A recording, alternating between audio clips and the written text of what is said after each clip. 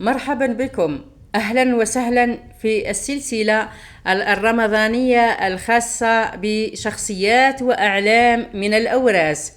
اليوم في هذه الحصة سنتدارس وإياكم كتاب غني عن التعريف، كتاب ثري للأستاذ السبتي بن بالقاسم بودوح، تحت عنوان منع جوهرة الأوراس، تاريخها في القديم والحديث. يا ترى ماذا قال الأستاذ السبتي بودوح عن نفسه؟ ميلاده السبتي بودوح بن بالقاسم وابن وناسة بودوح، المولود في 29 أوت 1931 بمنعى أوراس.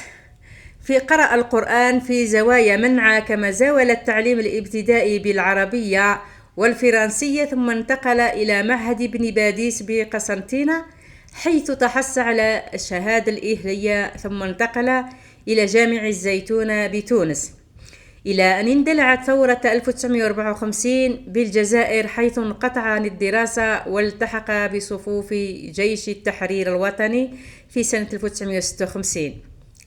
بعد الاستقلال وبعد خروجه من الجيش في ديسمبر 1962 عين في مديرية الصحة بباتنا، وفي أوائل 1964 شارك في دورة تربصية خاصة بمدراء المجاهدين، ثم في مارس 1965 شارك في تربص خاص بمدراء المستشفيات وذلك بمستشفى البليدة، كما شارك في تربص سنة 1969 خاص بحمى المستنقعات والوقاية الصحية. وفي أوت 1976 عين بمرسوم رئيسا للدائرة بطلقة ولاية بسكرة. في سنة 1981 حول في نفس المهمة إلى دائرة خراطة ولاية بجاية، وفي سنة 1986 حول في نفس المهمة إلى دائرة الميلية ولاية جيجل.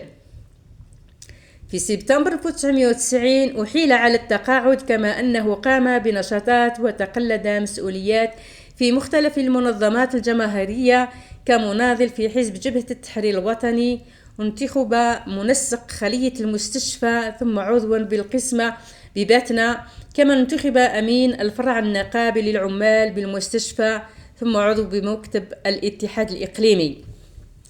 في سنة 1969 عين عضو بالمكتب الولائي للمجاهدين، وانتخب عضو المجلس الشعبي الولائي في 1973، ثم عين عضو لجنة الطعن للثورة الزراعية بباتنا، وفي سنة 1991-1992 انتخب منسق اتحادية المجاهدين بمنعى مسقط رأسه، ثم عضو مكتب الأمانة الولائية بباتنا. وفي نفس المرحلة عين عضو إضافي لجمعية أول نوفمبر بباتنا التي ترأسها الشيخ محمود الواعي رحمه الله، والله ولي التوفيق. شكرا على هذه المعلومات القيمة إخواني المشاهدين. هذا الكتاب منع جوهرة الأوراس، تاريخها في القديم والحديث، جدير بالمطالعة. شكرا على المتابعة وإلى لقاء قريب.